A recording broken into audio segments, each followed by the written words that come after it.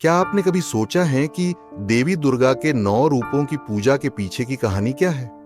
अभी शारदीय नवरात्र के दिन चल रहे हैं, लेकिन इस पर्व की शुरुआत कैसे हुई?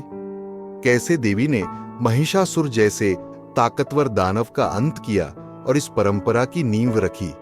यह महापर्व केवल एक त्योहार नहीं, बल्कि शक्ति और संघर्ष की अद्भुत गाथा है। इस पर्व के पीछे छिपी कहानियों और देवी शक्ति की महिमा का वर्णन आपको हैरान कर देगा। तो क्या आप तैयार हैं इस अद्भुत यात्रा पर?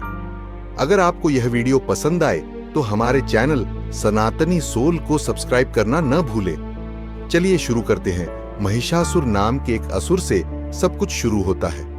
महिषासुर के पिता रम असुरों के राजा थे, जो एक बार जल में रहने वाले एक भैंस से प्रेम कर बैठे और इन्हीं के योग से महिषासुर का जन्म हुआ। इस वजह से महिषासुर जब चाहे अपनी इच्छा अनुसार भैंस और जब चाहे मनुष्य का रूप धारण कर सकता था। महिषासुर सृष्टि के कर्ता ब्रह्मा का महान भक्त था और ब्रह्मा जी ने उसे वरदान दिया था कि कोई भी देवता या दानव उस पर विजय प्राप्त नहीं कर सकता। महिषासुर बाद में स्वर्ग देवताओं को सताने लगा और पृथ्वी पर भी अत्याचार मचाने लगा। उसने स्वर्ग पर एक बार अचानक आक्रमण किया और इंद्र को पराजित करके स्वर्ग पर कब्जा कर लिया और सभी देवताओं को वहां से खदेड़ दिया।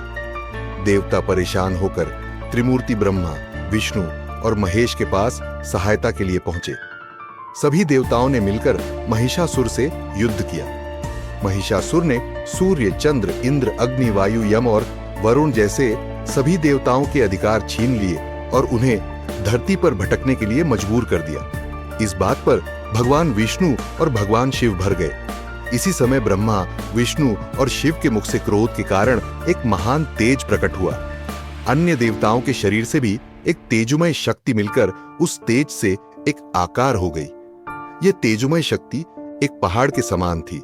उसकी ज्वालाएं 10 दिशा में व्याप्त होने लगी। यह तेज पुंज सभी देवताओं के शरीर से प्रकट होने के कारण एक अलग ही स्वरूप लिए हुए था। इस तरह मां दुर्गा की उत्पत्ति हुई, जिनको देखकर पीड़ित देवताओं की प्रसन्नता का ठिकाना नहीं रहा। भगवान शिव ने देवी को सुदर्शन चक्र दिया। इसी प्रकार सभी देवताओं ने अनेक प्रकार के अस्त्र शस्त्र देवी के हाथों में सजा दिए। इंद्र ने अपना वज्र और ऐरावत हाथी से उतारकर 1 घंटा देवी को दिया। सूर्य ने अपने रोमकूप और किरणों का तेज भरकर ढाल, तलवार और दिव्य सिंह को सवारी के लिए देवी दुर्गा को अर्पण किया। इस प्रकार देवी दुर्गा महिषासुर का वध करने के लिए युद्ध के लिए तैयार हुई। युद्ध के दौरान महिषासुर ने देखा कि एक विशाल, अनेक भुजाओं वाली और अस्त्र शस्त्र से सजी हुई देवी शेर पर बैठकर अट्टहास कर रही है। महिषासुर की सेना का सेनापति आगे बढ़कर देवी के साथ युद्ध करने लगा। उदग्र नामक महादैत्य भी 60,000 राक्षसों के साथ इस युद्ध में कूद पड़ा।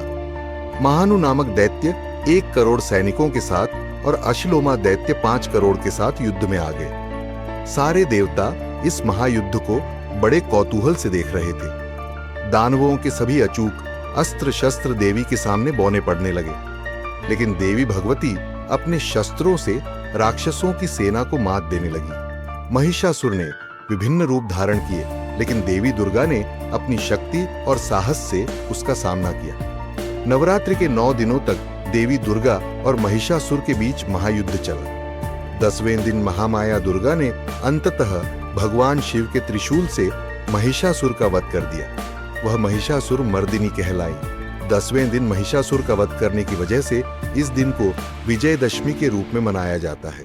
नवरात्रि की दूसरी कथा के अनुसार शारदीय नवरात्रि की शुरुआत भगवान राम ने की थी। मर्यादा पुरुषोत्तम राम ने लंका पर विजय प्राप्त करने की आकांक्षा लेकर 9 दिनों तक लगातार समुद्र के किनारे अश्विन मास में मां दुर्गा के 9 रूपों की पूजा की थी। लंका युद्ध में विजय प्राप्ति के लिए ब्रह्मा जी ने श्री राम को चंडी देवी की पूजा की सलाह दी थी। उन्होंने भगवान श्री राम से कहा था कि चंडी देवी के पूजन में वह दुर्लभ 108 नील कमल का प्रयोग अवश्य करें। इसलिए शारदीय नवरात्रि का पर्व हर व्यक्ति के लिए आत्मनिरीक्षण करने और अपने जीवन को सुधारने का अवसर है।